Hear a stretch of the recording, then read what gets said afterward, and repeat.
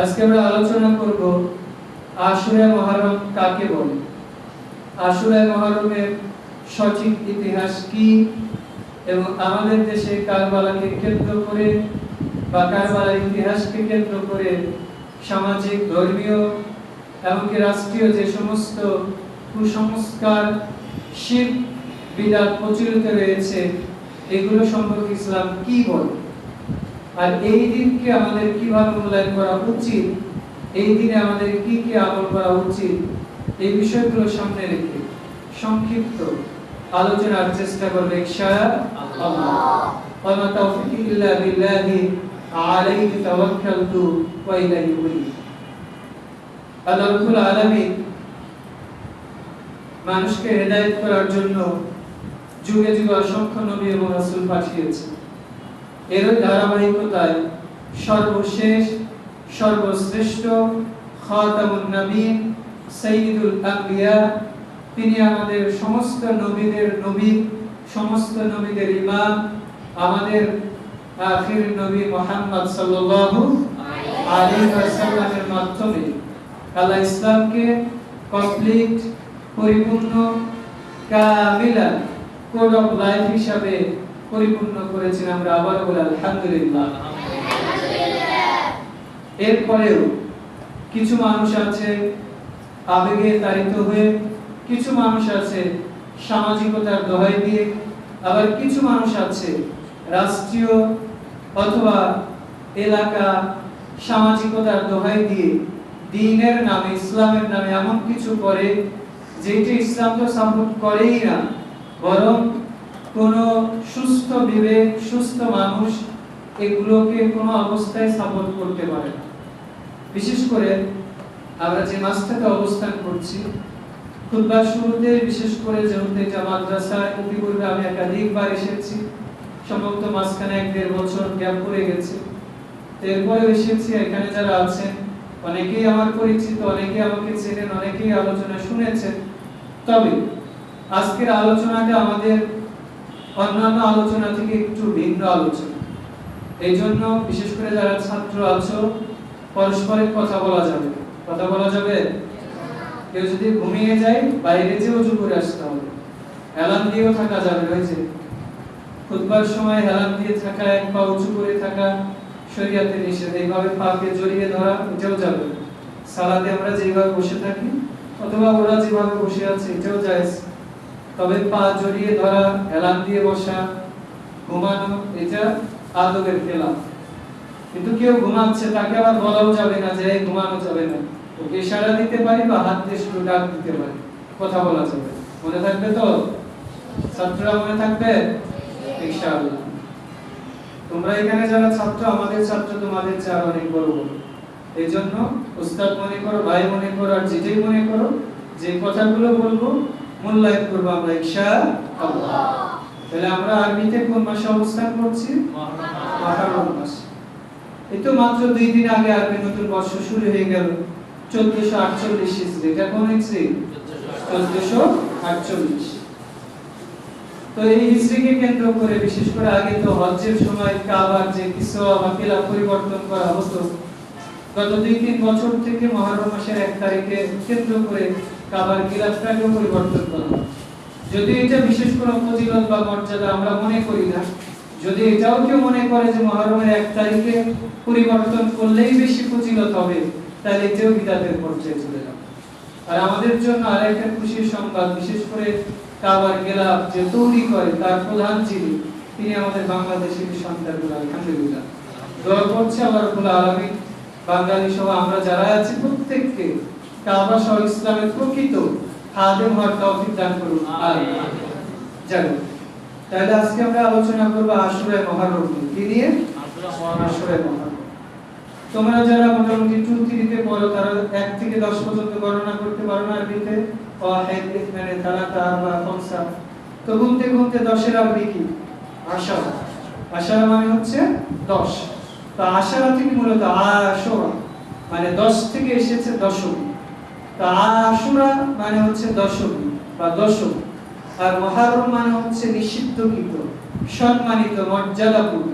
তাহলে আশুরা মুহররম মানে হবে হচ্ছে যে মুহররম মাসের সম্মানিত 10 তারিখ, অর্থাৎ মুহররম মাসের 10ম, মুহররম মাসের 10 তারিখ।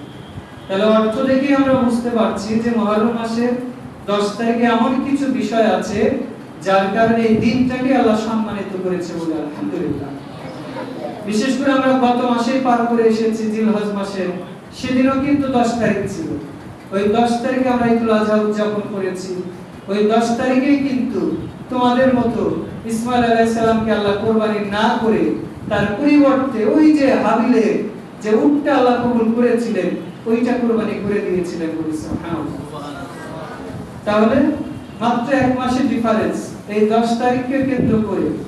আর এই 10 তারিখে ইসলামের ইতিহাসে অনেক ঘটনাই ঘটে গেছে। বিশেষ করে মুহররমের 10 তারিখে মুসা আলাইহিস সালাম ফেরাউনের কওম থেকে নাজাত পেয়েছিলেন। এই 10 তারিখে হুসাইন রাদিয়াল্লাহু তাআলা আনহুর সন্তান হুসাইন রাদিয়াল্লাহু তাআলা আনহুকে আলী রাদিয়াল্লাহু তাআলা আনহুর সন্তান হুসাইন রাদিয়াল্লাহু তাআলা আনহুকে কারবালার মাঠে মর্মান্তিকভাবে মৃত্যুবরণ করতে হয়েছিল, অর্থাৎ শাহাদা বরণ করতে হয়েছিল। এছাড়াও এই 10 তারিখে যখন মুসা আলাইহিস সালাম পালিয়ে চলে গিয়েছিল ফিরআউন থেকে, এটাও কিন্তু 10 তারিখ ছিল। এছাড়া ইউসুফ আলাইহিস সালামের বিভিন্ন ঘটনা বা অসংখ্য নবী রাসূলের ঘটনা এই মুহররমের 10 তারিখের সাথেই সম্পৃক্ত। কোন কোন রিওয়ায়াত থেকে পাওয়া যায় যে ইউনূস আলাইহিস সালাম যে মাছের পেট থেকে মুক্তি পেয়েছিলেন এটাও 10 তারিখে ছিল মুহররম মাসে। সুবহানাল্লাহ। তাহলে শুধুমাত্র মুহররমের 10 তারিখে হুসাইন রাদিয়াল্লাহু তাআলা আনহুর যে মর্মান্তিক ঘটনা শুধু এটাই না। তাহলে মুহররম মাসের 10 তারিখে আসলে কি ঘটেছিল, কি এমন হয়েছিল যার কারণে মুসলিম উম্মাহ এই দিনটাকে, এই মাসটাকে, এই তারিখকে কেন্দ্র করে অনেক কিছু করতে চায়, অনেক আবেগে তাড়িত হয়। জানার প্রয়োজন আছে কি নেই? আমরা তো হুসাইনের ইতিহাস মাস শুরু হওয়ার আগে থেকে শোনা শুরু করেছি। এই মাস যতদিন থাকবে ততদিন শুনবো।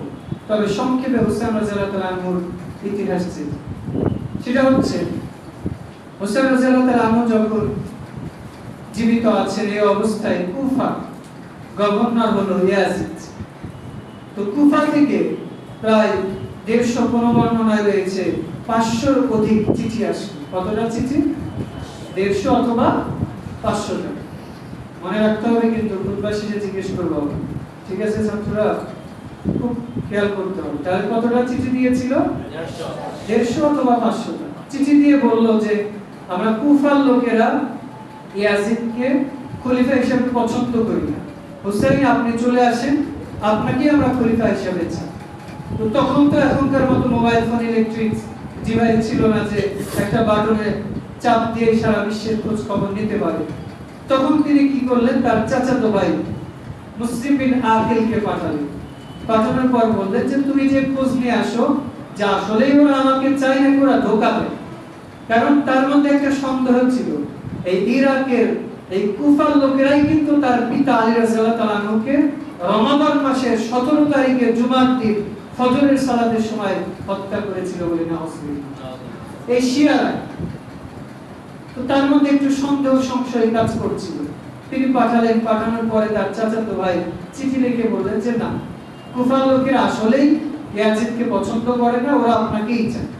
তো চিঠি পাঠিয়েছে। চিঠি পাওয়ার আগেই উনি রওনা হয়েছেন। ইতিমধ্যে আবু সাঈদ খুদরি রাদিয়াল্লাহু তাআলা আনহু, আব্দুল্লাহ ইবনে ওমর রাদিয়াল্লাহু তাআলা আনহু, জুবাইর রাদিয়াল্লাহু তাআলা আনহু সহ অসংখ্য জলিলুল কাদির সাহাবী যারা, তারা বলছেন যে আপনি যাবেন না, ওরা গাদ্দার, ওরা আপনার পিতাকে হত্যা করেছে, ওরা আপনার সাথেও গাদ্দারি করতে পারে, আপনি যাবেন না।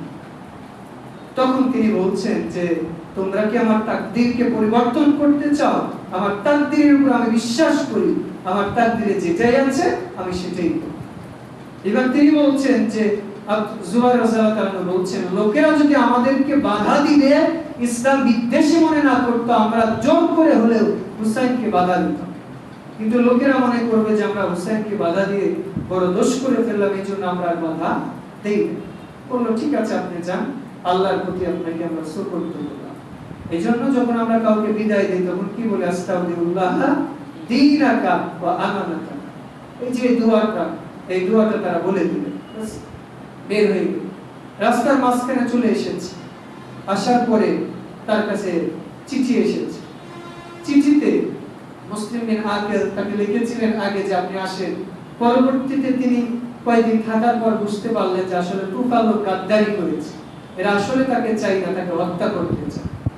তো মুসলিম বিন আকিলের কাছে প্রায় 18 থেকে 20 হাজার লোক বায়াত গ্রহণ করে মুসলিম বলতে হুসাইন রাদিয়াল্লাহু তাআলা আনহুর খেলাফত গ্রহণ করে। এরপরে ওবাইদুল্লাহ বিন জিয়াদ এর নেতৃত্বে বলা হয় যে মুসলিম বিন আকিলকে মানে আটক করা হয়। আটক করার পর বলা হয় যে যারাই মুসলিম বিন আকিলের হাতে বায়াত গ্রহণ করেছো তারা যদি বায়াত পরিত্যাগ না করে প্রত্যেককে হত্যা করবে। তো মূলত ওরা তো অন্তর থেকে বায়াত গ্রহণ করে না, আর যে দুই একজন করেছিল তারা জীবনের ভয়ে সবাই পিছনে এবার তাকিয়ে দেখে কেউ নেই, তাকে ধরে নিয়ে গেছে, তাকে হত্যা করবে। এইবার তিনি একটা চিঠি লিখে বললেন যে হুসাইন এরা গাদ্দারি করেছে, এরা আপনাকে হত্যা করবে, আপনি যেখানেই আছেন চিঠি পাওয়ার সঙ্গে সঙ্গে ফেরত যান। তো যিনি চিঠি পেয়েছেন চিঠি পাওয়ার সঙ্গে সঙ্গে ফেরত যাবে। তো সাথে সাথে তার রাস্তা আটকে দিয়েছে ওবাইদুল্লাহ বিন জিয়াদ। খেয়াল করতে হবে ছাত্ররা, ইতিহাসের আলোচনাতে এই জন্য অনেক সময় বুঝতে পারবে না, শুনতে শুনতে তোমাদের এটা সহজ হয়ে যাবে। তো এবার কি করেছে, ওবাইদুল্লাহ বিন জিয়াদ রাস্তা আটকে দিয়েছে। তখন তিনি তিনটা অপশন দিয়েছে। হোসেন রাদিয়াল্লাহু তাআলা বলছেন যে আমি তোমাদের তিনটা অপশন দিচ্ছি। এক, আমাকে ছেড়ে দাও, আমি যে কোনো মুসলিম সীমান্তে ছেড়ে দাও, আমি যে কোনো মুসলিম দেশে চলে যাব, আর নিজেকে খলিফা বলে দাবি করব না, সাধারণ মুসল্লি হিসাবে মুসলিম হিসাবে আমি যে কোনো মুসলিম দেশে আমি লুকিয়ে লুকিয়ে বসবাস করব। দুই, আমাকে আমার নিজের দেশে মক্কায় আমাকে ফিরে যেতে দেওয়া হোক। তিন, আমাকে ইয়াজিদের কাছে যেতে দেওয়া হোক, তার হাতে হাত থেকে আমি বায়াত গ্রহণ করে মুসলিম হব। তাহলে কয়টা শর্ত দিলেন? কয়টা? একটা হচ্ছে যে কোনো মুসলিম দেশে ছেড়ে দেওয়া, দুই, আমাকে আমার নিজের বাসস্থানে ফেরত যেতে দেওয়া হোক, তৃতীয়ত আমাকে নিরাপদে ইয়াজিদের কাছে যেতে দেওয়া হোক। তো ওবাইদুল্লাহ বিন জিয়াদ দেখলো যে আমি যদি এই তিনটা শর্ত মেনে দেই তাহলে তো আমি যে চিন্তা করছি পরবর্তীতে আমি ক্ষমতা পাবো, আমি গভর্নর হব, এই আশা তো আমার মানে নষ্ট হয়ে যাব। তখন সে বলছে যে না, আমার হাতে বায়াত গ্রহণ করতে হবে, অন্যথায় যুদ্ধ করতে হবে। তখন হুসাইন রাদিয়াল্লাহু তাআলা বলছেন যে তোমার মতো এই নিকৃষ্ট মানুষের হাতে আমি হুসাইন বায়াত গ্রহণ করতে রাজি না, যুদ্ধ করে জীবন দিব, এরপরেও তোমার হাতে আমি বায়াত গ্রহণ করব মুসলিম বলতে খেলাফতের বায়াত আমি গ্রহণ করব। তিনি বলছেন বায়াত যদি গ্রহণ করতেই হয় আমি ইয়াজিদের হাতে গ্রহণ করব। তো এবার আরো কিছু সাহাবী ছিল, তারা বলল যে ঠিক আছে তোমরা হুসাইনকে ছেড়ে দাও। এমনকি একজন সাহাবী বলছেন যে তিনি যে শর্ত দিয়েছে এই শর্ত যদি একজন ইহুদিও দিত, এই শর্ত আমরা মুসলিমেরা মানতে বাধ্য। যেখানে রাসূলের নাতি, রাসূল যাকে ভালোবেসেছে, রাসূল যার সম্পর্কে বলছে হাসান ওয়া হুসাইন সাইয়্যিদা শাবাবিল আহলিল জান্নাহ, হাসান এবং হুসাইন জান্নাতে যে যুবক রয়েছে তাদের সর্দার হবে বলে সুবহানাল্লাহ। রাসূল সাল্লাল্লাহু বলছে আনা হুব্বুকা, আমি তাকে ভালোবাসি, যে ব্যক্তি তাকে ভালোবাসবে আল্লাহ তাকে ভালোবাসবে বলে সুবহানাল্লাহ। তো তিনি বলছেন যে রাসূল যাকে ভালোবাসতেন, রাসূল যাকে চুম্বন করেছে, তিনি শর্ত দিয়েছেন, আর তার শর্ত তোমরা মানবা না, এটা কি হয় নাকি? এবার ওবাইদুল্লাহ বিন জিয়াদ বলছেন না, আমি তার শর্ত মানব না। এবার তিনি ওবাইদুল্লাহ বিন জিয়াদের দল ত্যাগ করে হোসেন রাদিয়াল্লাহু তাআলা আনহুর দলে যোগ দিয়ে যুদ্ধ করলেন। যুদ্ধ করতে করতে এক পর্যায়ে যেহেতু হোসেন রাদিয়াল্লাহু তাআলা আনহুর সৈন্য সংখ্যা খুব কম ছিল, এরপরেও তাদের ঈমানের জজবা ছিল। যুদ্ধ করতে করতে এক পর্যায়ে তাদের অস্ত্রও তেমন ছিল না। যখন তাদের যারা সঙ্গী ছিল অনেককে মেরে ফেলেছে, তিনি এক পর্যায়ে প্রায় একাই হয়ে গেছে, আর 2-4 জন আছে। তার ছোট্ট একটা বাচ্চাও ছিল, যদিও আমাদের দেশে বলা হয় যে পানির পিপাসায় মারা গেছে, এটা ভুল কথা। মূলত তার বুকে তীর লেগেছিল, এটাই সঠিক ইতিহাস। তীর মূলত হুসাইন রাদিয়াল্লাহু তাআলা আনহুকে লক্ষ্য করে তীর নিক্ষেপ করেছিল, লক্ষ্য ভ্রষ্ট হয়ে তার কোলে যে বাচ্চাটা ছিল সেই বাচ্চাটা মারা যায়। এরপরে হুসাইন রাদিয়াল্লাহু তাআলা আনহুকে কেউ চাচ্ছে না যে তার তরবারি দিয়ে, তার খঞ্জর দিয়ে মারা যায়, কারণ তারা যদিও ওবাইদুল্লাহ বিন জিয়াদের নেতৃত্বে যুদ্ধ করছে, এরপরেও তারা চাচ্ছে যে আমি না মেরে অন্যজন, কারণ হাজার হলেও সে তো রাসূলের নাতি ছিল, এই জন্য কেউ মারতে চাচ্ছিল না, কাজ দিয়ে ঘুরে যেত, কিন্তু তরবারি খঞ্জর সাইড দিয়ে ঘুরাতো। এবার সিমার বিনতুল জাওশান রাসূলুল্লাহ সাল্লাল্লাহু আলাইহি ওয়াসাল্লামের নাতি হুসাইন রাদিয়াল্লাহু তাআলা আনহুকে লক্ষ্য করে একটা খঞ্জর বা বল্লম তার বুকে নিক্ষেপ করে। নিক্ষেপ করার সঙ্গে সঙ্গে সেই খঞ্জরের সাথে তো বিষাক্ত কিছু থাকে, তার বুকের মধ্যে ঢুকে যায়। এরপর আরো 2-4টা মারার পরে তিনি সেখানে লুটে পড়ে এবং তার গলাতে পুঁতে ফেলে বলে, ইন্না লিল্লাহি ওয়া ইন্না ইলাইহি রাজিউন, আল্লাহুম্মা ইগফির লাহু ওয়ারহামহু ওয়া সাব্বিতহু। এরপর এই যে এই দিনটা মূলত ছিল 61 হিজরি মুহররম মাসের 10 তারিখ। আবার অনেকে বলে যে এই দিন ফাতেমা রাদিয়াল্লাহু তাআলা আনহা কেঁদে বলেছিল, মা ফাতেমা কান্দিয়া কয়, আজ বুঝে হুসাইন কারবালায় শহীদ হয়। তো দেখেন রাসূলুল্লাহ সাল্লাল্লাহু মারা গেলেন 61 হিজরি 10 হিজরি, আর তার 6 মাস পরে মারা গেল তার মেয়ে ফাতেমা রাদিয়াল্লাহু তাআলা। কারণ রাসূলুল্লাহ সাল্লাল্লাহু আলাইহি ওয়াসাল্লাম সহিহ বুখারী হাদিস 5878 নম্বর হাদিস, তিনি একদিন বসে আছেন, এই অবস্থায় ফাতেমা রাদিয়াল্লাহু তাআলা আসলেন। আয়েশা রাদিয়াল্লাহু তাআলা বলছেন যে রাসূলের হাঁটা চলার সাথে সবচেয়ে যার বেশি সাদৃশ্য ছিল তিনি হচ্ছেন তার মেয়ে ফাতেমা রাদিয়াল্লাহু তাআলা। তিনি আসলেন, আসার পরে তার মেয়ের কাছে বসলেন, বসার পর কানে কানে কি যেন বললেন, তখন কান্না করলেন। এরপর আবার কানে কানে কি যেন বললেন, তিনি হেসে দিলেন। তো আয়েশা রাদিয়াল্লাহু তাআলা বলছেন, আমি জিজ্ঞেস করলাম যে রাসূল কি বললেন, তুমি প্রথমে কেঁদে দিলা এরপরে হেসে দিলা? তখন তিনি বলছেন যে না, রাসূলুল্লাহ সাল্লাল্লাহু যতদিন জীবিত আছেন ততদিন তিনি এইটা আমাকে বলতে নিষেধ করেছেন। তো রাসূলুল্লাহ সাল্লাল্লাহু মারা গেছেন। এইবার আয়েশা রাদিয়াল্লাহু তাআলা বলছেন যে আচ্ছা তুমি না বলতে চেয়েছিলে, কি ঘটনা বলো তো? তখন তিনি বলছেন যে হ্যাঁ, এখন আমার বলতে কোনো দ্বিধা নেই। মূল ঘটনা হচ্ছে রাসূলুল্লাহ সাল্লাল্লাহু আমাকে বলেছিলেন যে আমি খুব শীঘ্রই মারা যাব, এই জন্য আমি কান্না করেছিলাম। আর এরপরে তুমি হেসে দিলা কি জন্য? তিনি বলছেন যে রাসূলুল্লাহ সাল্লাল্লাহু বলেছেন যে আমি মারা গেলে খুব শীঘ্রই আমি সবার আগে তার সাথে সাক্ষাৎ করব, এই জন্য আমি হেসে দিয়েছি বলছেন। রাসূলুল্লাহ সাল্লাল্লাহু এর মৃত্যুর 6 মাস পরে কি মারা গেলেন? ফাতেমা। কে মারা গেলেন? ফাতেমা রাদিয়াল্লাহু তাআলা আনহা ছিলেন কে? হুসাইন রাদিয়াল্লাহু তাআলা আনহুর মা ছিলেন। তো মারা গেলেন 11 হিজরি, আর হুসাইন রাদিয়াল্লাহু তাআলা আনহু কারবালা হলো কত হিজরিতে? 61। মাঝখানে ডিফারেন্স কত? 50 বছর। তো মারা গেলেন 50 বছর আগে। 50 বছর পরে তিনি কিভাবে এইভাবে কাওয়ালি বলবে, কবিতা বলবে? তার মানে এটা আজ করে মিথ্যা কথা না? জি। মানে তিনি মারা গেছেন 11 হিজরিতে, আর হুসাইন রাদিয়াল্লাহু তাআলা আনহু মারা যাচ্ছেন কত হিজরিতে? 61। ডিসটেন্স কত বছর? 50 বছর। কিন্তু কবিতা বলে, শের বলে, মা ফাতেমা কান্দিয়া কয়, আজ বুঝি হুসাইন কারবালাতে শহীদ হয়। এটা মিথ্যা কথা, গাঁজাখড়ি কথা। মানুষ গাঁজা খেলেও হয়তো এতটা মিথ্যা কথা বলতে পারে, কারণ মানুষের একটা মিথ্যা বলার লিমিট থাকা উচিত। রাসূলুল্লাহ সাল্লাল্লাহু আলাইহি ওয়াসাল্লামের মেয়ের নামে, নাতির নামে এমন একটা ভিত্তিহীন কথা বলে যেটা কোন ইতিহাসে। এরপরে মানুষ বলে যে এই দিন আকাশ বাতাস সব বাতাস বন্ধ হয়ে গেছিল, গাছ কাটলে গাছের থেকে কষের পানির পরিবর্তে রক্ত বের হতো, আকাশ থেকে বৃষ্টির পরিবর্তে রক্ত বর্ষণ হতো, পশু পাখি খাওয়া দাওয়া বন্ধ করে দিয়েছিল। এগুলো সব মিথ্যে কথা, সব আজগবি ভিত্তিহীন কথা। তবে 61 হিজরি 10 তারিখে হুসাইন রাদিয়াল্লাহু তাআলা আনহুকে যে মর্মান্তিকভাবে কারবালার প্রান্তে হত্যা করা হয়েছিল, শহীদ করা হয়েছিল, এইটা সঠিক ইতিহাস। এই ইতিহাস এটা সঠিক, কিন্তু এর আগে পিছে আমরা আরো সুন্দর করে কত কিছু লাগাচ্ছি। বিশেষ করে আমরা বাঙালিরা আশুরা মুহররমকে কেন্দ্র করে এত আবেগী হয়। সবচেয়ে বড় কারণ আমি যেটা মনে করি যে মীর মোশাররফ হোসেনের বিষাদ শিল্পী, যারা পড়েছেন তারা হয়তো জানেন, আমি একাধিকবার পড়েছি। ওই কথার মধ্যে, ওই বইয়ের মধ্যে এমন কিছু কথা আছে রাসূলকে আল্লাহর সমপর্যায়ে নেওয়া হয়েছে বলে নাউজুবিল্লাহ। ওই বইয়ের মধ্যে যদি আপনি সাহিত্যের অ্যাঙ্গেলে দেখেন, বাংলা সাহিত্যের অ্যাঙ্গেলে, সেটা ভিন্ন কথা। কিন্তু আপনি যদি ধর্মীয় দৃষ্টিকোণ থেকে দেখতে আসেন, তাহলে আমার জ্ঞানে বলে, আমার 18 বছর মাদ্রাসায় পড়ার জ্ঞানে বলে, ওই বইয়ের মধ্যে যা লিখেছে তার 98% হচ্ছে মিথ্যা।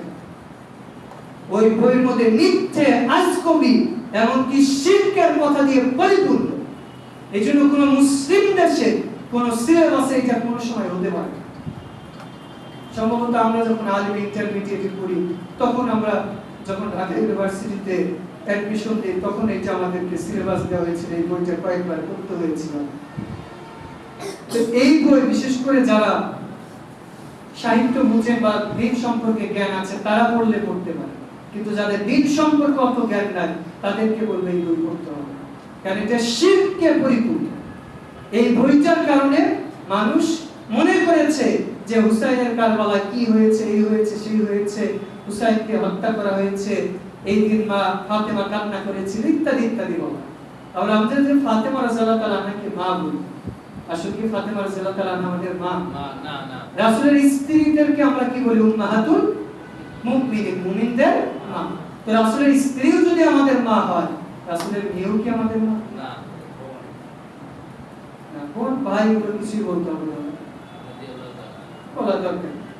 যদিও এটা কোন কোন রিওয়ায়াত থেকে পাওয়া যায় যে সেটা বললে বলা যায়, কিন্তু স্বাভাবিকভাবে আমাদের মুসলিম। কিন্তু আমরা মা হচ্ছে মূলত রাসূলের যে 11 বা 13 জন স্ত্রী ছিলেন তারাই হচ্ছে মুমিনদের মা। কিন্তু রাসূল ইসলামের মেয়ে ফাতেমা রাদিয়াল্লাহু তাআলা আনহাকে মা ফাতেমা যে আমরা বলি, যাও সঠিক। আজকের খুতবা হয়তো অনেকের মাথার উপর দিয়ে চলে যেতে পারে, অনেকের মুখের মধ্যে চলে যেতে পারে। কি জন্য? কারণ আমরা যুগের পর যুগ তো শিয়াদের মহব্বত করে এসেছি, এই ভুল ইতিহাসকে সঠিক জেনেছি। কারণ 17 বছর যেমন আমাদের বাংলাদেশের ইতিহাস মিথ্যে ইতিহাস শেখানো হয়েছে, ঠিক আবার শত শত বছর থেকে শিয়াদের কাছ থেকে শিয়াদের মিথ্যা ইতিহাস শুনে মনে করেছি এটাই সঠিক ইতিহাস, আর সঠিক ইতিহাস আমরা গুনাহ করেও জানি। তাই এবার আমরা আসি তার সঠিক ইতিহাস। সঠিক ইতিহাস মূলত এই ঘটনা যেটা, এটা মুহররমের কয় তারিখে হয়েছিল? 10 তারিখ। আবার মুসা আলাইহিস সালাম যখন চর মেরে ফেরাউনের কওমের একজন লোককে মেরে ফেলেছিল, সেদিনও মুহররমের 10 তারিখ ছিল। এরপরে মুসা আলাইহিস সালামের কওমের লোকেরা যে ওই নাজাত পেয়েছিল, নাজাত পাওয়ার পরে যে আবার তারা গোবর্ষের পূজা করেছিল, এরপরে 40 বছরের মতো প্রায় তারা তীব্র প্রান্তরে আবদ্ধ থাকার পর আল্লাহ যাকে তাওবা কবুল করলেন, সেদিনও মুহররমের 10 তারিখ ছিল। তবে আশুরা মুহররমের মূল ঘটনা কি, মানে যেইটাকে কেন্দ্র করে আমাদের ইবাদত করা উচিত, যে ঘটনাটা আমাদের আলোচনা করা উচিত, এই ঘটনা আমরা অনেকে আলোচনা করিও না বা জানলেও মানুষকে জানে না। মূল ঘটনা হচ্ছে মুসা এবং ফেরাউনের ঘটনা। মুসা আলাইহিস সালাম কুরআনের মধ্যে আল্লাহ সবচেয়ে মুসা আলাইহিস সালামের ঘটনা বেশি বর্ণনা করেছেন। কুরআনে প্রায় 532টা আয়াতে আল্লাহ রাব্বুল আলামিন মুসা এবং ফেরাউনের কাহিনী বর্ণনা করেছেন। সুবহানাল্লাহ। কুরআনের মধ্যে আয়াত সংখ্যা কত? 6600। দুইটা দল হয়ে গেছে, 6636, 6236, 6666। এইটা মিথ্যা ভুল। এখন তো মোবাইলের যুগ। কুরআনের মোট সূরা কয়টা? 114। 114টা গুনতে কত সময় লাগবে? 5 মিনিট আপনি খুতবা শেষে গুনে দেখবেন 6236টা আয়াত। তাহলে কুরআনে আয়াত আছে 6236টা। এইটাই বিশুদ্ধ। কিন্তু আমাদের দেশে 6466 যেটা, এটা হচ্ছে মিথ্যা কথা, এটা ভুল কথা। তাহলে দেখেন যে 6000 বললাম 6000, তাহলে মুসা আলাইহিস সালাম এবং ফিরআউন সম্পর্কে 532টা আয়াত আছে। তার মানে কুরআনের যদি আমরা 12 দিয়ে ভাগ করি, 12 ভাগের 1 ভাগ এই মুসা আলাইহিস সালামের কাহিনী বর্ণনা করেছে আল্লাহ সুবহানাহু। শুধু তাই না, 42টা সূরাতে বিক্ষিপ্তভাবে বিভিন্নভাবে আল্লাহ রাব্বুল আলামিন মুসা এবং ফিরআউনের কাহিনী বর্ণনা করেছেন। সুবহানাল্লাহ। আল্লাহ কুরআনের মধ্যে সবচেয়ে বেশি মুসা আলাইহিস সালামের নাম উল্লেখ করেছেন। সুবহানাল্লাহ। যদিও মুহাম্মদ সাল্লাল্লাহু আলাইহি সাল্লামের নাম কুরআনে আল্লাহ মাত্র 4 বার উল্লেখ করেছেন। মুহাম্মদ নাম 4 বার, লাকানা মুহাম্মদ আবা হাদিম মিন রিজালিকুম, এইভাবে 4 বার উল্লেখ করেছে, আর আহমদ নামটা একবার, মোট 5 বার। এখন আপনি বলতে পারেন যে মুহাম্মদ সাল্লাল্লাহু আলাইহি সাল্লামের নাম বললেন আল্লাহ 5 বার আর মুসা আলাইহিস সালামের নাম বললেন 532 বার। এর কারণ কি? কারণ মুহাম্মদ সাল্লাল্লাহু আলাইহি সাল্লাম তো উপস্থিত ছিল। উপস্থিত থাকলে তো তার নাম বলা দরকার।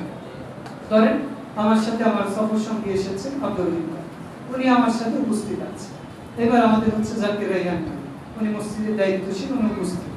তখন আমি আব্দুল রহিম ভাইকে বললাম, আব্দুল রহিম ভাই আমার ব্যাগটা নিয়ে আসেন, আমার বইটা নিয়ে আসেন, আমার নোটটা নিয়ে আসেন, মোবাইলটা নিয়ে আসেন, আপনি নিয়ে আসেন, তুই নিয়ে আসেন, তুই নিয়ে আসেন। আর যখন আর অনুপস্থিতকে বোঝাবো তখন বলবো জাকির ভাই এটা করে, ওইটা করে, এটা নিয়ে আসেন। তাহলে অনুপস্থিত ব্যক্তির নাম বেশি বলতে হচ্ছে কি হচ্ছে না? তারপর রাসূল ইসলাম উপস্থিত ছিলেন, তাকে লক্ষ্য করে আল্লাহ কি বলছে, ইন্নাকা মাইয়াতুন ওয়া ইন্নাহুম মাইয়াতুন। রাসূল আপনিও মরণশীল, তারাও মরণশীল। তো এখানে আল্লাহ চাইলে তার নাম উল্লেখ করতে পারতেন। আরবি ব্যাকরণের সৌন্দর্য হচ্ছে নাম বারবার উল্লেখ করতে হয় না, জমিরগুলো ব্যবহার করতে, নির্দেশক ব্যবহার করতে। তো যাই হোক, তাহলে আল্লাহ রাব্বুল আলামিন মুসা এবং ফিরআউনের কাহিনী সবচেয়ে বেশি বর্ণনা করেছে। আর এইটা মূলত আশুরা মুহররমের ইতিহাস মূলত মুসা এবং ফিরআউনের ঘটনা। যখন মুসা আলাইহিস সালামের কওমের লোকদের প্রতি প্রচন্ড অত্যাচার চালাচ্ছিল ফিরআউনের কওমের লোকেরা, তখন মুসা আলাইহিস সালামের লোকেরা বলছেন যে মুসা, আমরা তো আর সহ্য করতে পারছি না, ফিরআউন এতটাই আমাদের প্রতি অত্যাচার করছে, এই অত্যাচার স্টিমরোলার আমরা সহ্য করতে পারছি না, আপনি একটু আল্লাহকে বলেন না, আল্লাহকে একটু বলেন যাতে আমাদেরকে নাজিনি মিন ফিরআউন, এই ফিরআউনের কওম থেকে, এই জুলুম থেকে আমাদের হেফাজত করে, আমাদের বাঁচিয়ে দেয়। তখন আল্লাহ রাব্বুল আলামিন মুসা আলাইহিস সালামকে ইলহাম করলেন, মুসা তুমি তোমার কওমের লোকদের নিয়ে ফজরের আগে প্রয়োজনীয় যে সরঞ্জামগুলো নিয়েছে আছে এগুলো নিয়ে রওনা হয়েছে। ফজরের আগে রওনা হয়েছে। তাফসীর ইবনে কাসিরে বর্ণিত হয়েছে, এছাড়া একাধিক তাফসীরে বর্ণিত হয়েছে, প্রায় 11টা কওমের লোকেরা 3 থেকে 3.5 লক্ষ মানুষ। কত মানুষ? 3 থেকে 3.5 লক্ষ। কয়টা কওম ছিল? 11টা রওনা হয়েছে। তো 3-3.5 লক্ষ মানুষ একসাথে নাকে নিঃশ্বাস ফেললেও তো সম্ভব। তারা যখন হেঁটে যাচ্ছে, গিয়েছে অনেকখানি রাস্তা যাওয়ার পরে, পিছনে কি ফ্যানটা চলে? আচ্ছা, রওনা হয়েছে। যদি শব্দ বেশি হয় তাহলে দেব। রওনা হয়েছে। এইবার পিছনে ফিরআউন এবং তার কওমের লোকেরা ধাওয়া করেছে। ধাওয়া করতে করতে এক পর্যায়ে চলে এসেছে, আমরা যেটাকে বলি নীল সাগর। আমরা কি বলি? নীল নদ বা নীল সাগর। কিন্তু ওইটার নাম আসলে নীল নদ না, পাহাড়ে কুঞ্জু বা পাহাড়ে কুঞ্জু, ওইটাকে মূলত বলা হয় পাহাড়ে কুঞ্জু, অর্থাৎ লোহিত সাগর। যেটাকে আমরা লোহিত সাগর বলি, এইটাকে আমরা মূলত বলি নীল নদ। মূলত সেটার নাম নীল নদ। আপনি গুগল করেন নীল নদ বলতে ওইটাকে দেখাবেন। ওইটার নাম মূলত হচ্ছে লোহিত সাগর বা পাহাড়ে কুঞ্জু। এবার সামনে চলে গেছে, পিছনে ফিরআউনের বাহিনী। তারা বলছে যে আমরা তো ধরা পড়ে গেলাম। মুসা আলাইহিস সালাম এবার চিন্তায় পড়ে গেছে যে কি করি, সামনে যদি ঝাঁপ দেয়, লাফ দেয়, নির্ঘাত মারা যাব, আর পেছনে যদি তাদের সাথে যুদ্ধ করতে যায়, এদের সাথে তো যুদ্ধ করে আমরা পেরে উঠব। তখন তিনি আল্লাহর কাছে দুয়ায় দাঁড়িয়ে গেছে, আল্লাহর কাছে প্রার্থনা করছে, দোয়া করছে। এইবার তিনি বলছেন, কাল্লা ইন্না মাইয়া রাব্বি সাইয়াহদি, কখনো নয়, আমার রব, আমার প্রতিপালক আল্লাহ কখনো আমাকে লাঞ্ছিত করবেন না। খুব শীঘ্রই সাইয়াহদি, আল্লাহ আমাকে পথ প্রদর্শন করবে, রাস্তা দেখাবে, যে রাস্তা দিয়ে আমরা এখান থেকে মুক্তি পাবো। সুবহানাল্লাহ। ঈমান কাকে বলে, তাওয়াক্কুল কাকে বলে। একই কথা বলেছিলেন মুহাম্মদ সাল্লাল্লাহু আলাইহি ওয়াসাল্লাম যখন গুহার মধ্যে ছিলেন, উপর দিয়ে শত্রুরা হেঁটে যাচ্ছে। আবু বকর রাদিয়াল্লাহু তাআলা বলছেন যে আমরা তো ধরা পড়ে গেলাম। তখন রাসূলুল্লাহ সাল্লাল্লাহু আলাইহি ওয়াসাল্লাম বলছেন, হাসবুনাল্লাহি ওয়া নি'মাল ওয়াকিল, আল্লাহ আমাদের জন্য যথেষ্ট, আল্লাহ আমাদের জন্য উত্তম ফয়সালাকারী। সুবহানাল্লাহ। একই কথা বলেছিলেন যখন ইউসুফ আলাইহিস সালাম ঘরের মধ্যে জুলাইখা আটকে দিয়েছিল, তখন তিনি বলেছিলেন, জুলাইখা যখন বলেছিল হাইতাল আমার সাথে জিনা করো, তখন তিনি বলেছিল আনা আখাফুল্লাহ রাব্বুল আলামিন, আমি সারা জাহানের রব আল্লাহকে ভয় করি, আমি আল্লাহর প্রতি তাওয়াক্কুল করছি, আমি তোমার সাথে জিনায় লিপ্ত হব না। আল্লাহর প্রতি তাওয়াক্কুল করেছিল। আল্লাহ একটা নয়, দুইটা না, 8টা দরজা, প্রত্যেকটা দরজা খুলে দিয়েছিলেন। আল্লাহ রাব্বুল আলামিন বিশাল সেই মুশরিকদের হাত থেকে মুহাম্মদ সাল্লাল্লাহু আলাইহি ওয়াসাল্লামকে বাঁচিয়ে দিয়েছিলেন। একইভাবে মুসা আলাইহিস সালাম এবং তার কওমকে এই জালেম ফিরআউনের কওম থেকে আল্লাহ বাঁচিয়ে দিলেন। সুবহানাল্লাহ। এবার আল্লাহ রাব্বুল আলামিন মুসা আলাইহিস সালামকে লক্ষ্য করে বলছেন, মুসা তোমার হাতে কি? মুসা আলাইহিস সালাম বলছেন, আমার হাতে তো লাঠি। তো তখন আল্লাহ বলছেন, তুমি লাঠিটা মাটিটা পানিতে আঘাত করো। এবার তিনি লাঠিটা নিয়ে আল্লাহু আকবার বিসমিল্লাহ বলে আঘাত করেছেন। করার সঙ্গে সঙ্গে রাস্তা থেকে সেই সমুদ্রের পানির মধ্যে প্রায় 11টা রাস্তা হয়ে গেছে। সুবহানাল্লাহ। তাফসীর ইবনে কাসির বর্ণিত হয়েছে যে মুসা আলাইহিস সালামের কওমের মধ্যে 11টা গোত্র ছিল।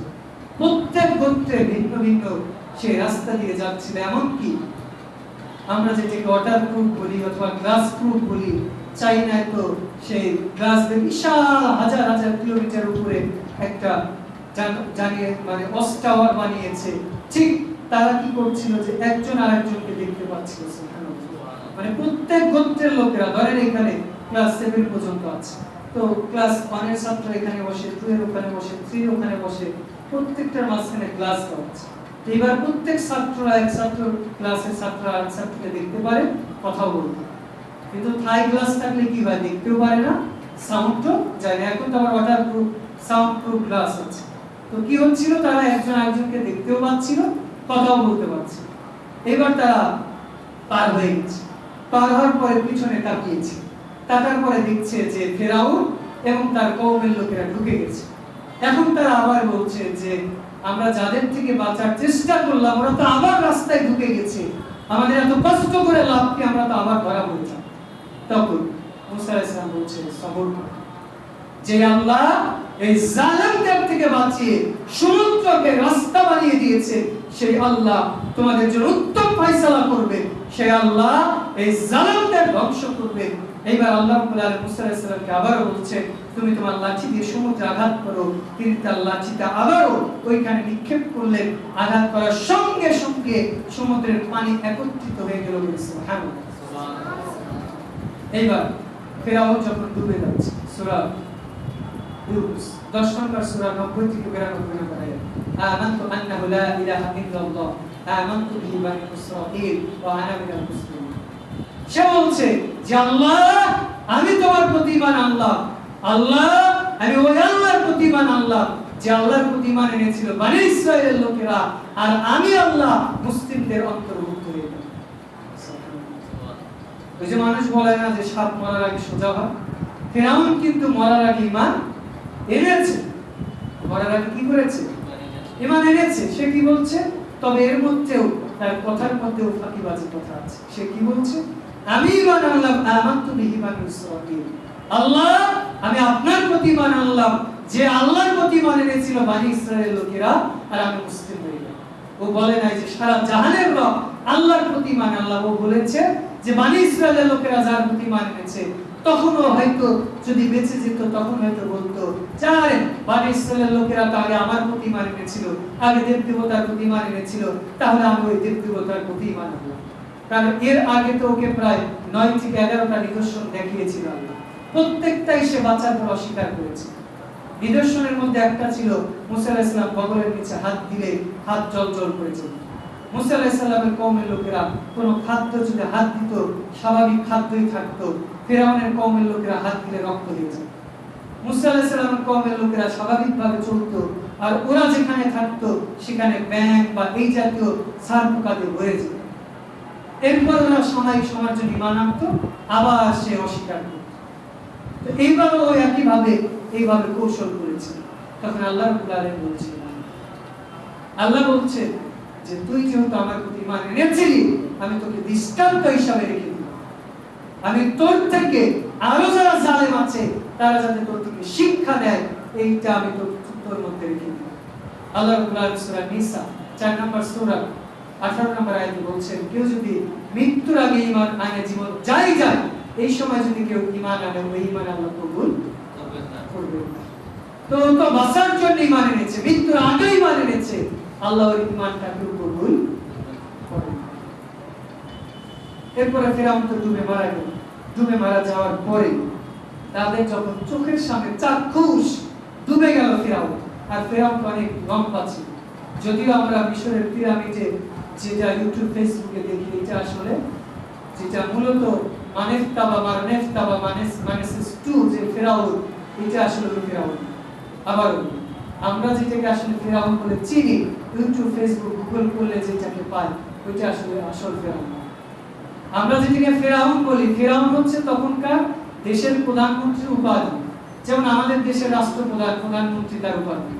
সৌদি আরবের যে তার নাম কি, তার নাম হচ্ছে মালিক বা বাদশাহ। অথবা আমেরিকার যে প্রধানমন্ত্রী তাকে প্রেসিডেন্ট বলা হয়। তো অন্য অন্য যেরকম দুবাইয়ের প্রধানমন্ত্রীকে সুলতান বলা হয়, তখনকার সময় মিশরের প্রধানমন্ত্রী উপাধি ছিল ফ্রাউন বা ফারাও। মূলত তার নাম ছিল হচ্ছে মানেফতা বাবার নেফতা, তার আব্বার নাম ছিল হচ্ছে রামেসিস টু। যাই হোক, মানেফতা বাবার নেফতা। তো এইবার ও যখন ডুবে গেল, তাদের চোখের সামনে কিন্তু ডুবে গেছে। ওরা বিশ্বাস করতে পারছে না যে ফেরাউন মারা যাবে। সে শত শত বছর আমাদের উপর জুলুম করেছে, ফেরাউন যা মারা গেছে, ওদের প্রতি এতটা জুলুম করেছে, ওদের বিশ্বাস হচ্ছে না যে না মারা গেছে, ওদের বিশ্বাস হচ্ছে না যে মারা যেতে পারে। যেমন আজ থেকে 2 বছর আগে যে পালিয়ে গেল, তখন কি আমাদের বিশ্বাস হয়েছিল যে তার মতো মানুষ পালিয়ে যাবে? আমরা তো জোহর সালাতের আগে শিক্ষকরা ক্লাস নিচ্ছিলাম, চিন্তা করছিলাম যে আল্লাহ কখন এই দাজ্জাল থেকে বাঁচাবে। যখন আমি আসরের দিকে অফিসে যাচ্ছি, এবার আমার এক উস্তাদ বলছে যে সে তো পালিয়ে গেছে। আমরা বললাম একটু আগেই না ওকে নিয়ে গল্প করলাম, ওর মতো দাজ্জাল পালিয়ে গেছে, বিশ্বাস হচ্ছে না। তো বিশ্বাস না হয়ই তো কথা। কেমন প্ল্যান করেছে, 2025 সাল গেল, 50 গেল, 21 সাল পর্যন্ত তার প্ল্যান পরিকল্পনা আছে। ওমাকার আল্লাহ আল্লাহু খায়রুল মাকিরিন। আমরা বলি ডিজিটাল স্মার্ট বাংলাদেশ করব, অত্যাধুনিক বাংলাদেশ করব, 21 সালে কি করব এটা প্ল্যান করি, আর আল্লাহ বলে কুন ফায়াকুন, সব ক্ষমতা ধূলিসাৎ হয়ে যাবে। তা আমরা তো নিজের চোখের সামনে দেখলাম, এই যে আমরা বিশ্বাস করতে পারছিলাম না। আর তাদের প্রতি শত শত বছর, প্রায় 400 বছরের উপর তাদের প্রতি জুলুম করেছে, শাসন করেছে, তারা মেনে নিতে পারে। তখন আল্লাহ তাআলা বলছেন, আল্লাহ আমার এই অবুঝ উম্মাহগুলো তো বিশ্বাস করতে পারছে না, একটু আপনি দেখিয়ে দেন। তখন আল্লাহ সমুদ্রকে নির্দেশ দেওয়ার সঙ্গে সঙ্গে এই কিশোর বক্সটা পানির ঘরের ভিতরে আছে, সঙ্গে সঙ্গে এইভাবে যখন উঠে গেল, তখন তারা আল্লাহু আকবার বলে তাকবীর দিল এবং তারা বুঝতে পারলো যে আসলে মারা গেছে। আলহামদুলিল্লাহ। এরপরে এই যে 10 তারিখ, এই 10 তারিখ যে তারা বেঁচে গেলেন, মুক্তি পেলেন, নাজাত পেলেন, এই নাজাতের শুকরিয়া স্বরূপ, এই দিন মুক্তির শুকরিয়া স্বরূপ, ফিরাউনের কবর থেকে নাজাত পেয়েছে, এই জন্য তারা শুকরিয়া স্বরূপ এই দিনে সিয়াম রেখেছিল। এই জন্য বলা হয় এই দিনকে আশুরায়ে মুহাররম। এই জন্য এই সিয়ামটাকে মূলত বলা হয় যে নাজাতের মুসার উদ্দেশ্যে রাখা। তাহলে বুঝতে পেরেছি আমরা আশুরায়ে মুহাররমের সঠিক ইতিহাস কি? এটা হচ্ছে সঠিক ইতিহাস। আর হুসাইনের কারবালা যেটা হয়েছে, এটাও একই দিনে হয়েছে। তবে মূল আমরা যেটাকে কেন্দ্র করে ইবাদত করব, সেটা হুসাইনের কারবালা নাকি মুসা আলাইহিস সালাম যে বেঁচে গেলেন ওটাকে কেন্দ্র করে? তবে হুসাইন রাদিয়াল্লাহু তাআলা আনহুর কারবালার ঘটনা আমরা কিভাবে মূল্যায়ন করব? তিনি মর্মান্তিকভাবে মাজলুম ছিলেন, তাকে শহীদ করা হয়েছে। এই দিনের জন্য আমরা আন্তরিকভাবে কষ্ট পাবো, তার জন্য দোয়া করব, জালেমদের জন্য আমরা বদদোয়া করব। তবে এই দিনকে কেন্দ্র করে হাই হোসেন বলে খুব চাপড়ানো ছাগল ধরে সেটাকে কুপিয়ে কুপিয়ে মারা, পিটিয়ে পিটিয়ে মারা, এগুলো সব জাহিল। আগামী জুমার দিন দেখবেন ঢাকা শহর সহ বিভিন্ন জায়গায় তাজিয়া মিছিল হবে। তাজিয়া মানে সম্মানের মিছিল। সেইখানে লাল গালিচা, লাল রুমাল দিয়ে হাই হুসাইনে আলী আলী মাওলা এই জাতীয় কিছু লিখে বিভিন্ন কাওয়ালি বলতে বলতে তারা ইয়া আলী মাদাদে এরকম বিভিন্ন কথা বলে বুক চাপড়াতে থাকবে, পিঠ চাপড়াতে থাকবে, বিভিন্ন নিশান ঝুলাতে থাকবে। এরা হচ্ছে শিয়া বিদআত। আবারও বলছি, যদিও শিয়াদের মধ্যে 11টা আকীদা রয়েছে, তবে সবচেয়ে ভালো আকীদার লোক হচ্ছে জাইদি আকীদার লোক। এদেরকে কোন রকমের মুসলিম বলা যায়। শিয়া হচ্ছে ওরা যারা রাসূলুল্লাহ সাল্লাল্লাহু নবী হিসাবে মানে। শিয়া হচ্ছে ওরা যারা মনে করে যে তাদের ধর্ম গ্রহণ করলে আবু বকর, ওমর, উসমান এদেরকে লানাতুল্লাহ আবু বকর, ওমর, উসমান, আলী এইভাবে বলতে হয় বলে নাউজুবিল্লাহ। যদিও তারা আযানের বাক্য পরিবর্তন করে দিয়ে বলে আশহাদু আন্না মুহাম্মাদুর রাসূলুল্লাহ ওয়া আলী ওয়ালিউল্লাহ, মানে আলী যে ওয়ালি আল্লাহ, এটা তাদের শাহাদাত দিত। ইভেন তাদের ধর্ম গ্রহণ করতে হলে আয়েশা রাদিয়াল্লাহু তাআলা আনহা, হাফসা রাদিয়াল্লাহু তাআলা আনহা, আবু বকর, ওমর, উসমান এদেরকে গালিগালাজ করত। তারা মনে করে যে আয়েশা রাদিয়াল্লাহু তাআলা আনহা জিনাকার ছিল বলে। অথচ আল্লাহ রাব্বুল আলামিন কোরআনে সূরা নূরে 21টা আয়াত আল্লাহ রাব্বুল আলামিন 11টা আয়াত নাযিল করে আয়েশা রাদিয়াল্লাহু তাআলা আনহাকে তাহেরা, পবিত্র, তিনি যে জিনা করেন না, তাকে যে মিথ্যা অপবাদ দেওয়া হয়েছিল, তাকে ইফকের মিথ্যা অপবাদ দেওয়া হয়েছিল, আল্লাহ নিজেই বলে দিয়েছে রাসূল ইসলামকে তাকে আহলাল সাহলাল মারহাবা ওয়েলকাম জানিয়েছিল। অথচ শিয়ারা আয়েশা রাদিয়াল্লাহু তাআলা আনহাকে জিনাকার মনে করে এই দিনে তারা একটা ছাগল নিয়ে আসবে, নিয়ে এসে তারা মনে করে যে এটা আয়েশা, মনে করে লাঠি দিয়ে চাবুক দিয়ে পিটায়, আর মনে করে রাসূল যেহেতু আয়েশাকে জিনার শাস্তি দেয় না, ওরা এই আয়েশা রাদিয়াল্লাহু তাআলা আনহাকে ছাগলকে আয়েশা রাদিয়াল্লাহু তাআলা আনহা মনে করে এইভাবে শাস্তি দিতে থাকে বলে মুসলিম। আর আমরা বলি যে যাই হোক তাই হোক, ও তো জুব্বা পরে পাঞ্জাবি পরে। জি না, রাসূল সাল্লাল্লাহু বলছেন এমন একটা যুগ আসবে যেই যুগের মানুষেরা দেখলে মনে হবে যে ওরা ইবাদত করে অনেক, যাদের সালাত দেখলে মনে হবে তোমাদের চেয়ে অনেক সুন্দর সালাত, যাদের জুব্বা দেখলে মনে হবে তোমাদের জুব্বার চেয়ে অনেক দামি দামি বড় বড় জুব্বা, তাদের তেলাওয়াত দেখলে মনে হবে তোমাদের চেয়ে অনেক শ্রুতিমধুর, কিন্তু ওরা জান্নাতে যাওয়া তো দূরের কথা, জান্নাতের সুঘ্রাণ পাবে না বলে না মুসলিম। রাসূল ইসলাম এদের থেকে সাবধান থাকতে বলেছে, অথচ আমরা তাদের প্রতি কত মহব্বত, কত ভালোবাসা দেখাই। এই জন্য মহব্বত করার আগে তার আকীদা কি, তার কনসেপ্ট কি, তার মানহাজ কি, এইটা আপনাকে যাচাই বাছাই করতে হবে। কারণ শিয়া এরা মুসলিমদের দলভুক্ত নয়। আবার বলছি, সব শিয়াকে আমি কাফের বলছি না, তবে সব শিয়া মুসলিম না। তবে আমি জোর করে এইটা বলতে পারি যে 100 জন যদি শিয়া থাকে, এর মধ্যে 90 জনই এরা হচ্ছে কাফের।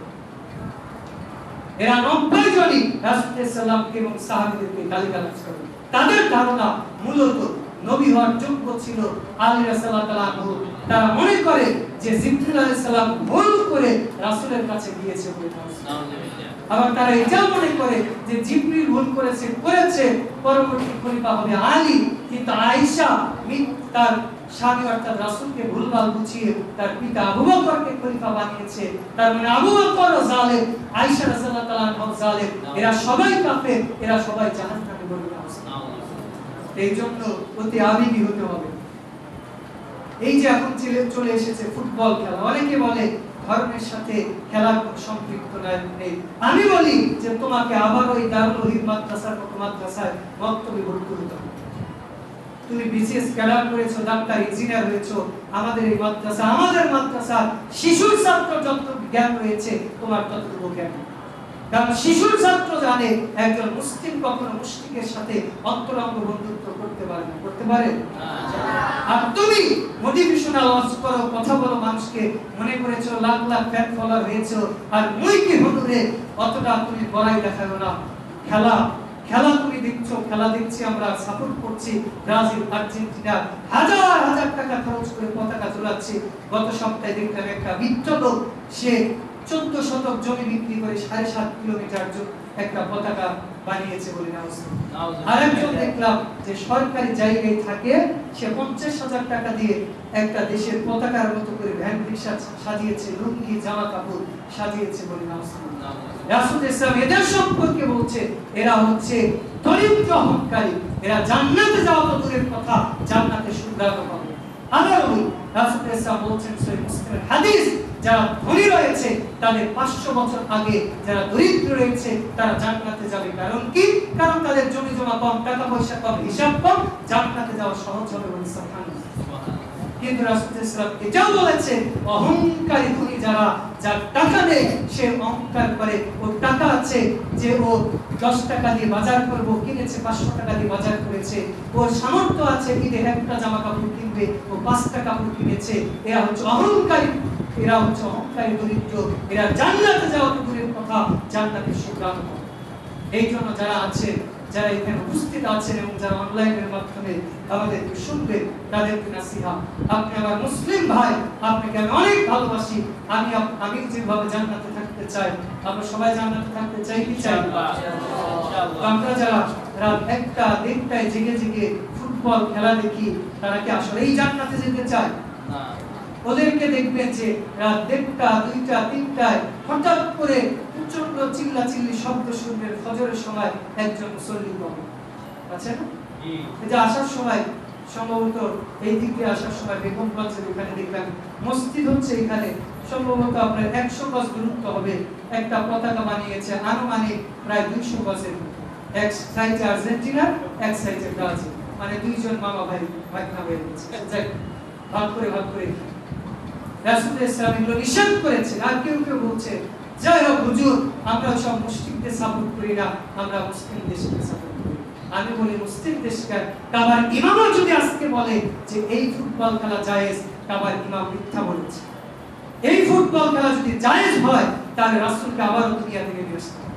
কেন রাসূল ইসলাম বলছে যে সমস্ত খেলাধুলা করলে শারীরিক ব্যায়াম আছে ওই খেলাও জায়েজ, দেখাও জায়েজ, ফুটবল খেলাও জায়েজ, দেখাও জায়েজ, কিন্তু এই ফুটবল খেলার মধ্যে টাকা পয়সার হার জিত আছে, তার মানে এটা জুয়া।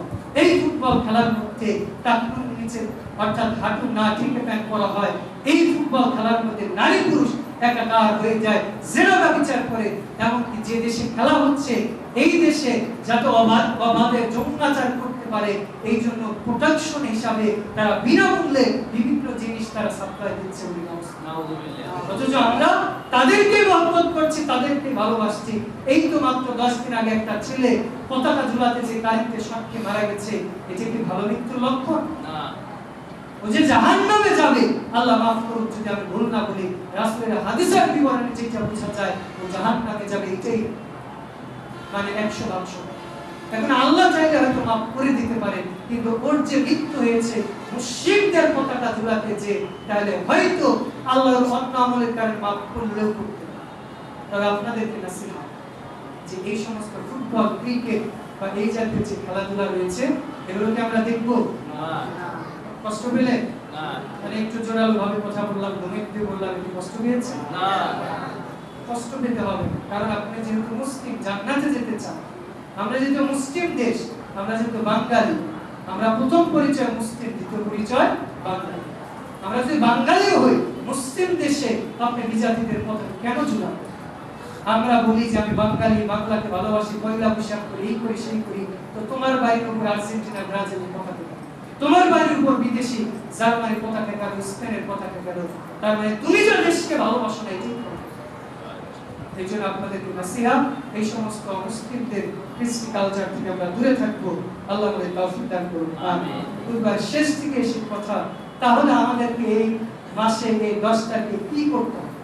তাহলে আমরা তো ইতিহাস জেনেছি, মুহররমের ইতিহাস অর্থাৎ হুসাইনের কারবালার ইতিহাসও জানলাম, মুসা আলাইহিস সালামের নাজাতের ইতিহাসও জানলাম, কিন্তু এই দিনে মূলত আমাদের কি করা উচিত? এই দিনে স্রেফ আমাদের 1 বা 2 দিন সিয়াম রাখতে হবে। সেই সিয়ামটা রাখতে হবে নাজাতের মুসার উদ্দেশ্যে। কি উদ্দেশ্যে? কি উদ্দেশ্যে? নাজাতের মুসার উদ্দেশ্যে। রাসূল ইসলাম বলছেন সহিহ মুসলিমে 1161 নম্বর হাদিস, সিয়াম ইয়াউমুল আশুরা, কেউ যদি আশুরার দিন সিয়াম করে, আহতাসিবু আলাল্লাহ, আমি ওই সিয়ামের ব্যাপারে আল্লাহর কাছে আশা পোষণ করি, আয়াহতাসিবু আলাল্লাহ, আল্লাহর কাছে আশা পোষণ করি, ইকাফিরু, আল্লাহ ক্ষমা করে দিবে তার অতীতের 1 বছরের যত সগীরা গুনাহ আছে, আল্লাহ সব সগীরা গুনাহ মাফ করে দিবে।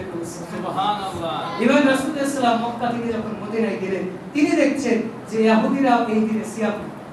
রাসূল সাল্লাল্লাহু আলাইহি ওয়াসাল্লাম বলছেন, কি ব্যাপার তোমরা মুহররমের 10 তারিখে সিয়াম রাখো? কারণ তারা সিয়াম রাখতে এই দিনে ইহুদিরা সিয়াম রাখতো। রাসূল যখন জিজ্ঞেস করলেন কি জন্য সিয়াম, তখন তারা দেখেন কত সুন্দর উত্তর দিচ্ছে।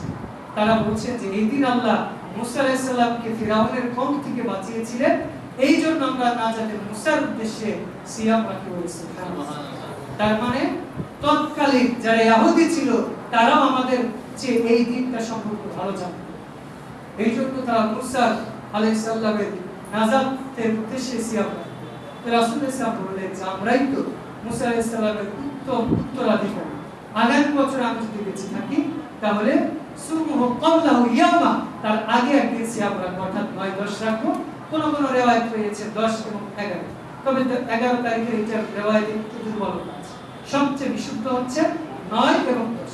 তার মানে আগামী বৃহস্পতিবার এবং জুমার দিন আপনি সিয়াম রাখতে পারেন। এতে কি হবে? 10 তারিখে যদি আপনি সিয়াম রাখেন, কয় বছরের গুনাহ মাফ হবে? 1 বছরের। 1 বছর। ওই যে আমরা জেনেছিলাম আরাফার দিন সিয়াম রাখলে কয় বছরের গুনাহ মাফ হবে? 2 বছর। 1 মাসের ডিফারেন্সের পরে, ব্যবধানের পরে এই মাসের 10 তারিখে রাখলে কয় বছরের গুনাহ মাফ হয়? 1 বছর। 1 বছর। 9 তারিখে রাখলে কি হয়?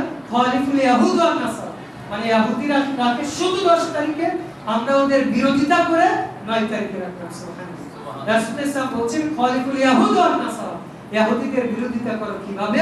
ওরা মোস বড় করে, দাড়িকে ছোট করে, তোমরা মোসটা ছোট করো, দাড়িটা লম্বা। রাসূল বলছে ইহুদি নাসারাদের বিরোধিতা করো কিভাবে? ওরা ইফতার করে দেরিতে, তোমরা করো কারণ। সুবহানাল্লাহ। এই জন্য আমাদের উচিত যারা এখানে উপস্থিত হয়েছে প্রত্যেকের প্রতি নসিহত, আমরা অবশ্যই নাজাতে মুসার উদ্দেশ্যে আগামী 9 এবং 10 তারিখে সিয়াম পালন করব। আল্লাহ আমাদের তৌফিক দান করুন। আমিন। আল্লাহ, আজকে আমরা আশুরা মুহররমের করণীয় এবং বর্জনীয় নিয়ে যে আলোচনা করলাম, আলোচনা শোনার পাশাপাশি যে কথাগুলো ভালো বলেছি, আমাকে সহ আমাদের প্রত্যেককে মেনে চলার তৌফিক দান করুন। আমিন। আল্লাহ, খুতবায় যদি অপ্রয়োজনীয় যথাচিত কোনো কথা বলে থাকি, এগুলো শয়তানের পক্ষ থেকে, এগুলোর জন্য আমাকে সহ আমাদের প্রত্যেককে ক্ষমা করে দিন। আমিন।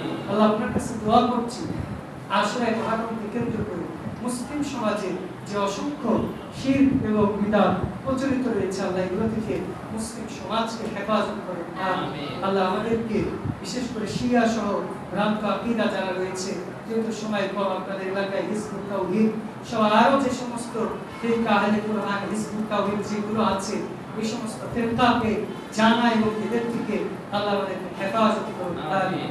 আল্লাহ, আমরা মুসলিমেরা বিজাতিদের খেলা দেখার নামে যে সমস্ত অপচয় অপব্যয় করছি এবং সময় ঈমান আমলকে বিনষ্ট করছি, আল্লাহ এগুলো থেকে আমাদের হেফাজত করুন। আমিন। আল্লাহ, বিশেষ করে দারুল উলুম মডেল মাদ্রাসা, মসজিদ এবং মাদ্রাসাকে আপনি কবুল করে নিন। আমিন। আল্লাহ, মসজিদ এবং মাদ্রাসা সংশ্লিষ্ট যারাই আছে, বিশেষ করে আমাদের ছোট্ট ছোট্ট যে ছাত্র আছে, আল্লাহ আপনি তাদেরকে দ্বীনের মুহাক্কিক, দায়ী, খাদেম, আলেম হিসেবে কবুল করে নিন।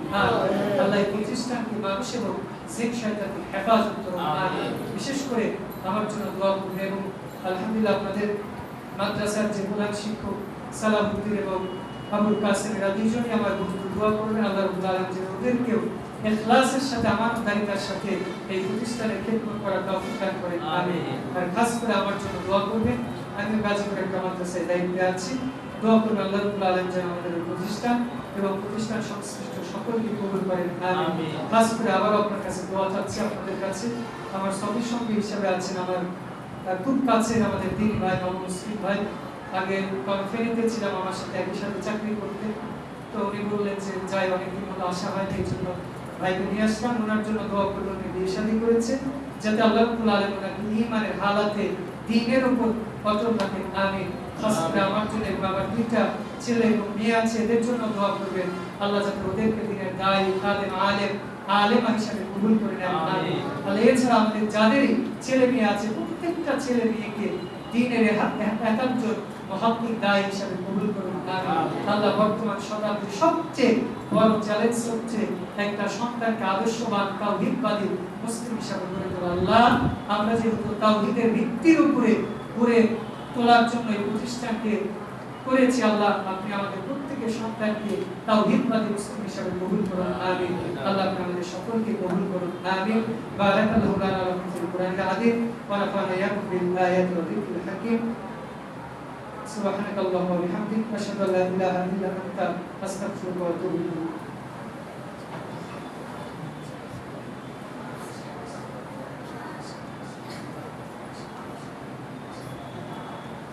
حامدا مصليا على بعض، اللهم صل على محمد وعلى ال محمد كما صليت على ابراهيم وعلى ال ابراهيم انك حميد مجيد، اللهم بارك على محمد وعلى ال محمد كما باركت على ابراهيم وعلى ال ابراهيم انك حميد مجيد، اللهم انك عفو تحب العفو فاعف عنا، اللهم نسالك الهدى والتقى والعفاف والغنى، ربنا اتنا في الدنيا حسنه وفي الاخره حسنه وقنا عذاب النار، اللهم تقبل منا صيامنا وقيامنا وكل عبادة الصالحين، اللهم ادخلنا جنات الفردوس، اللهم آجرنا من النار، سبحانك اللهم وبحمدك، أشهد أن لا إله إلا أنت، أستغفرك وأتوب إليك.